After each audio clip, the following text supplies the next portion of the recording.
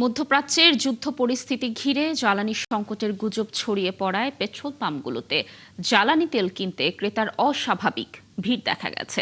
কোনো কোনো পাম্পে তেল থাকা সত্ত্বেও বন্ধ করে দেয়া হয় পাম্প। এতে ভোগান্তিতে পড়েন চালকরা। বেশিরভাগ পাম্প মালিক বলছেন সরবরাহ স্বাভাবিক রয়েছে, জ্বালানি সংকট সৃষ্টির মতো পরিস্থিতি এখনো হয়নি। ঢাকা ঘুরে আরো জানাচ্ছেন মোহাইমিনুল খান অপু।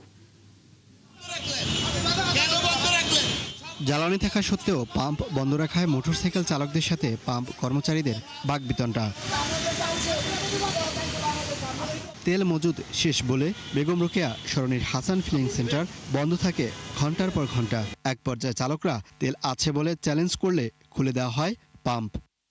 আপনারা বলেছেন যে তেল নেই, মজুদ নেই, এখন কোথা থেকে তেল আসলো?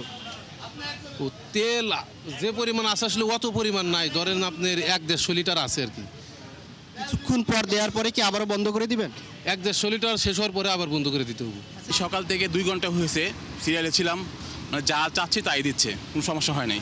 এখন এখানে এসে দেখি যে তেল দেওয়া বন্ধ করছে। এখন এদের রিজার্ভে আছে নাকি রিজার্ভে নেই এটা তো ওই আল্লাহ জানে, আর ওই ফিল্ম স্টেশনের মালিক জানে।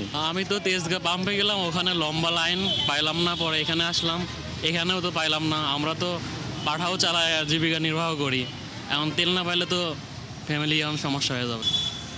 এ পাম্পের একটু সামনেই সোবহান ফিলিং স্টেশন, সেখানেও একই চিত্র।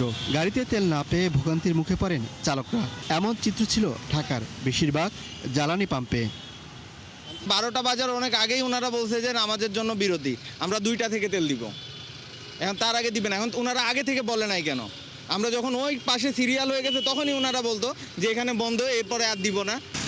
বিজয় সরণির একটি পাম্পে দেখা যায় গাড়িগুলোর লম্বা সারি। একই রকম দৃশ্য ছিল অন্যান্য পাম্পেও।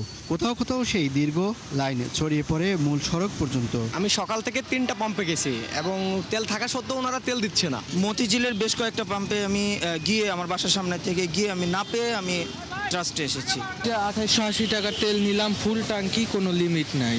সরকার থেকে বলা হয়েছে জ্বালানি সরবরাহ স্বাভাবিক রয়েছে, আতঙ্কে অতিরিক্ত তেল মজুত করার কোনো কারণ নেই। মোহাইমিনুল খান অপু, 71, ঢাকা।